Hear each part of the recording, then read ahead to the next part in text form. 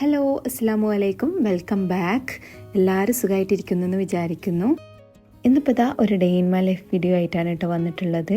അപ്പോൾ ഇതിൽ കോഴിക്കോട് സ്പെഷ്യലായിട്ടുള്ള കൂന്തൽ നിറച്ചതിൻ്റെ റെസിപ്പിയും കൂടെ കാണിക്കുന്നുണ്ട്. അപ്പോൾ നിങ്ങൾ അന്നത്തെ പോലെ വീഡിയോ കണ്ടിട്ട് ഇഷ്ടമാവുകയാണെങ്കിൽ ലൈക്ക് ചെയ്യാനും കമൻറ്റ് ചെയ്യാനും മറക്കരുത്.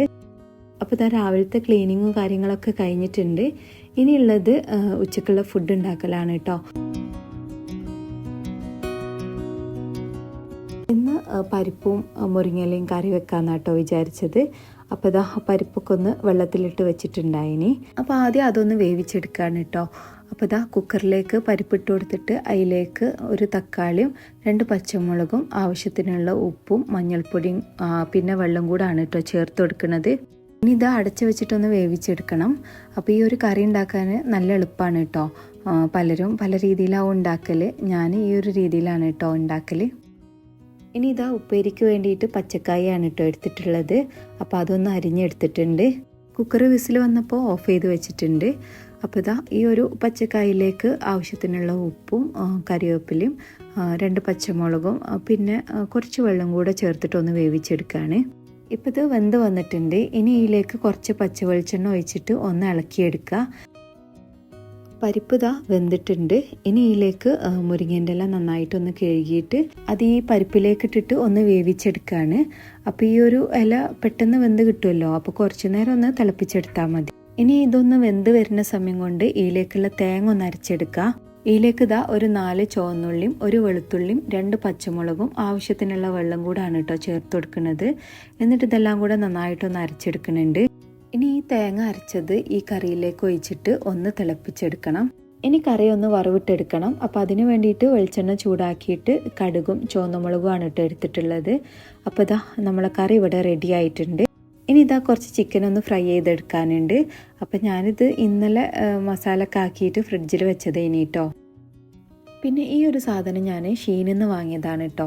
ഇതെന്താ വെച്ചാൽ നമ്മൾ കറിയൊക്കെ ഇളക്കിയിട്ട് ആ ഒരു സ്പൂണൊക്കെ ഇതുപോലെ ഇതിലേക്ക് വെക്കാം. നമ്മൾ കൗണ്ടർ ടോപ്പിൽ ഈ ഒരു സ്പൂണൊക്കെ വെക്കുകയാണെങ്കിൽ വൃത്തികേടാവുമല്ലോ. അപ്പം അതിന് പറ്റിയ നല്ല യൂസ്ഫുൾ ആയിട്ടുള്ള ഒരു ഐറ്റമാണ് കേട്ടോ ഇത്. പിന്നെ എനിക്ക് തോന്നുന്നത് ഇതിനേക്കാളും നല്ലത് ഇതാ ഈ ഒരു ടൈപ്പാണ് കേട്ടോ. ഇതാവുമ്പോൾ നമുക്ക് ഇതിൽ തന്നെ സ്പൂണും മൂടിയൊക്കെ വെക്കാം. പിന്നെ ഞാൻ വാങ്ങിച്ചതിന് പ്രൈസ് കുറവാണ് കേട്ടോ. 200 ഫിൽസാണ് വരുന്നത്. ഷീൻ ഇനി ഇന്ത്യയിലും വരുന്നുണ്ടല്ലോ. അതുകൊണ്ട് നാട്ടിലുള്ളവർക്ക് ഇനി ഷീനിൽ നിന്ന് ഓർഡർ ചെയ്യാം. അപ്പോൾ ഒരുപാട് ആൾക്കാർ ഞാൻ ഓൺലൈനായിട്ട് ഷീനിൽ നിന്ന് സാധനങ്ങൾ വാങ്ങിയ ആ ഒരു വീഡിയോ ഇട്ട സമയത്ത് ചോദിച്ചിട്ടുണ്ടായിനി ഷീൻ ഇന്ത്യയിലുണ്ടോ എന്നുള്ളതൊക്കെ.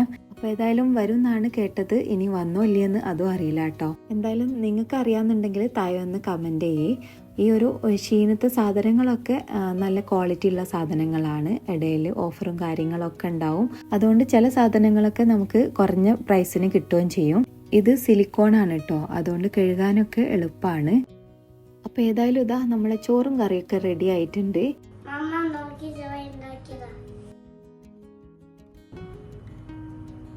അപ്പോക്കിന് ഇതാ മക്കൾ വരാനുള്ള ടൈം ആയിട്ടുണ്ടായിന് കേട്ടോ.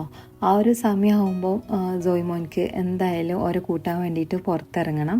പിന്നെ ഇതാ ഭക്ഷണം കഴിക്കുകയാണ്. പച്ചക്കായ ഉപ്പേരിയൊന്നും മക്കൾക്ക് ഇഷ്ടമില്ല കേട്ടോ. ഓർക്ക് ചിക്കൻ പൊരിച്ചുള്ളതുകൊണ്ട് കുഴപ്പമില്ല. പിന്നെ ഇതാ കുറച്ച് നല്ല കൂന്തൽ കിട്ടിയിട്ടുണ്ടായിന് കേട്ടോ. അപ്പോൾ കുറേ ദിവസമായി റീൽസിലൊക്കെ ഇങ്ങനെ കാണുന്നു കോഴിക്കോട് ട്രെൻഡിങ് ആയ കൂന്തൽ നിറച്ചത് എന്നുള്ളത്.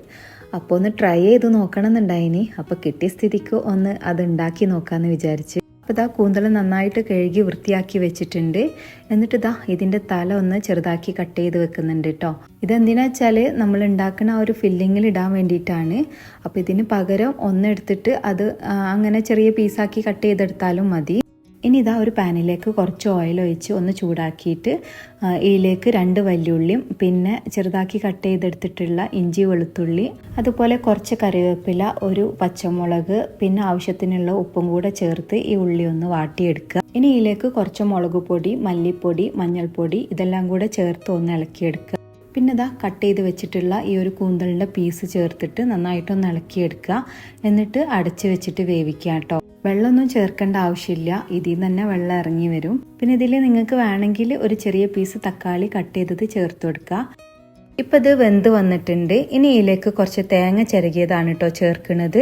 എന്നിട്ട് ഇതെല്ലാം കൂടെ നന്നായിട്ടൊന്ന് ഇളക്കിയെടുക്കുക. അപ്പോൾ ഇതാ ഫില്ലിങ് ഇവിടെ റെഡി ആയിട്ടുണ്ട്. ഇനി ഇതാ ഈ കൂന്തളിൻ്റെ ഉള്ളിൽ ഈ ഒരു മസാല വെച്ചിട്ട് നിറച്ചു കൊടുക്കുക. എന്നിട്ട് ഇതാ ഇതിൻ്റെ മോൾ ഭാഗം ഇതുപോലെ ഒരു ടൂത്ത് പിക്ക് കൊണ്ട് കുത്തി കൊടുക്കുന്നുണ്ട്. അപ്പോൾ ഇങ്ങനെയാണ് കേട്ടോ ആ ഒരു കൂന്തൽ നിറച്ചത് ഫില്ല് ചെയ്ത് കൊടുക്കുന്നത്. പിന്നെ ആ ഒരു തലഭാഗം വേണമെന്നുള്ളവർ അതും കൂടെ കൂട്ടിയിട്ട് ഇങ്ങനെ കുത്തി കൊടുത്താൽ മതി. ഞാൻ ആ ഒരു തലഭാഗം എടുത്തുകൊണ്ടാണ്. ഈ ഒരു കൂന്തൽ നിറച്ചത് വൈറലായപ്പം എവിടെ നോക്കിയാലും അതിൻ്റെ വീഡിയോ തന്നെയാണ് കേട്ടോ കണ്ടുകൊണ്ടിരുന്നത്. അപ്പോൾ ഏതായാലും ഇതാ മുഴുവനും ഇവിടെ ഫില്ല് ചെയ്ത് വെച്ചിട്ടുണ്ട്. ഇനി ഇത് ആവിയിലൊന്ന് വേവിച്ചെടുക്കണം കേട്ടോ. പിന്നെ ഇത് കൂടുതൽ സമയം വേവിക്കേണ്ട ആവശ്യമില്ല. അങ്ങനെ കൂടുതൽ വേവിച്ചിട്ടുണ്ടെങ്കിൽ കൂന്തൽ റബ്ബർ പോലെ ഒരു ഉറപ്പ് വരും. അപ്പോൾ ഏതായാലും ഇതാ ഇതിവിടെ വെന്ത് വന്നിട്ടുണ്ട്. ഇനി ഇത് ഫ്രൈ ചെയ്തെടുക്കാൻ വേണ്ടിയിട്ട് ഒരു മസാല റെഡിയാക്കണം. അപ്പോൾ ഇതാ കുറച്ച് മുളക് പൊടിയും മഞ്ഞൾപ്പൊടിയും പിന്നെ കുറച്ച് പെരിഞ്ജീരകപ്പൊടിയും ആവശ്യത്തിനുള്ള ഉപ്പും കുറച്ച് വെള്ളം കൂടെ ചേർത്തിട്ട് ഇതെല്ലാം കൂടെ നന്നായിട്ടൊന്ന് മിക്സാക്കി എടുക്കുക. ഇനി ഇതാ ഈ കൂന്തൽ നിറച്ചതൊക്കെ ഈ ഒരു മസാലയൊക്കെ ഇട്ടിട്ട് നന്നായിട്ടൊന്ന് തേച്ച് പിടിപ്പിക്കുക. പിന്നെ ഞാനിത് എളുപ്പത്തിൽ ഉണ്ടാക്കിയതാണ് കേട്ടോ ഈ ഒരു മസാല. അപ്പോൾ ഇതിന് പകരമായിട്ട് നിങ്ങൾക്ക് വേണമെങ്കിൽ ഉള്ളിയും തക്കാളിയൊക്കെ വാട്ടി പൊടികളൊക്കെ ചേർത്ത് പുളിവെള്ളമൊക്കെ ഒഴിച്ചിട്ട് മിക്സിയിലൊന്ന് അരച്ചെടുത്തിട്ട് അങ്ങനെ വേണമെങ്കിലും മസാല റെഡിയാക്കുക. അങ്ങനെ ആകുമ്പോൾ ഒന്നുകൂടെ ടേസ്റ്റ് കൂടും കേട്ടോ. ഇനി ഇതൊന്ന് ഓയിലിട്ടിട്ട് ഫ്രൈ ചെയ്തെടുക്കുകയാണ് ചെയ്യുന്നത്. ഇത് അടച്ചു വെച്ചിട്ട് ഫ്രൈ ചെയ്യാൻ വേണ്ടിയിട്ട് നോക്കണേ, അല്ലാന്നുണ്ടെങ്കിൽ പൊട്ടിത്തെറിക്കും. അതുകൊണ്ട് അടച്ചു വെച്ചിട്ട് തന്നെ ഫ്രൈ ചെയ്തെടുക്കാം. അപ്പോൾ ഇതാ ഇത് 2 സൈഡും ആയി വന്നിട്ടുണ്ട്. ഇനി ഇതൊരു പ്ലേറ്റിലേക്ക് മാറ്റി കൊടുക്കുക. അങ്ങനെ ഇതാ എല്ലാവരും ചായയൊക്കെ കുടിച്ച്. അപ്പോൾ ഇക്കും ദിയമോളും ആണ് കേട്ടോ ഈ ഒരു കൂന്തൽ നിറച്ചത് തിന്നത്.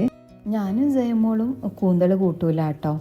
അപ്പോൾ കൂന്തലിനോട് നന്നായിട്ട് ഇഷ്ടമുള്ളവർക്കൊക്കെ ഈ ഒരു നിറച്ചത് ഇഷ്ടമാവും. പിന്നെ ഇതാ ഗ്രാൻഡ് പോയപ്പോൾ നല്ല ചക്ക കിട്ടിയിട്ടുണ്ടായിനി കേട്ടോ.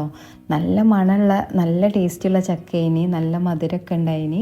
അപ്പം ചക്ക ഇഷ്ടമില്ലാത്തവരാരും ഉണ്ടാവില്ലല്ലോ അല്ലേ. ജോയിക്കും ഭയങ്കര ഇഷ്ടമാണ് കേട്ടോ ചക്ക തിന്നാൻ. അപ്പം അത് കണ്ടപ്പോൾ എൻ്റെ കൂടെ ഇങ്ങനെ വന്ന് നിൽക്കുകയാണ്. ആണോ? അപ്പോൾ ഇതാ ഇത്രേ ഉള്ളൂ കേട്ടോ ഇന്നത്തെ വീഡിയോ. അപ്പോൾ എല്ലാവർക്കും ഈ ഒരു വീഡിയോയും റെസിപ്പിയും ഒക്കെ ഇഷ്ടമായിട്ടുണ്ടാവും എന്ന് വിചാരിക്കുന്നു. ഇഷ്ടമായിട്ടുണ്ടെങ്കിൽ ലൈക്ക് ചെയ്യാനും കമൻറ്റ് ചെയ്യാനും മറക്കരുത്. ഇനി അടുത്ത നല്ലൊരു വീഡിയോ ആയിട്ട് വീണ്ടും കാണാം. Thank you. ബൈ.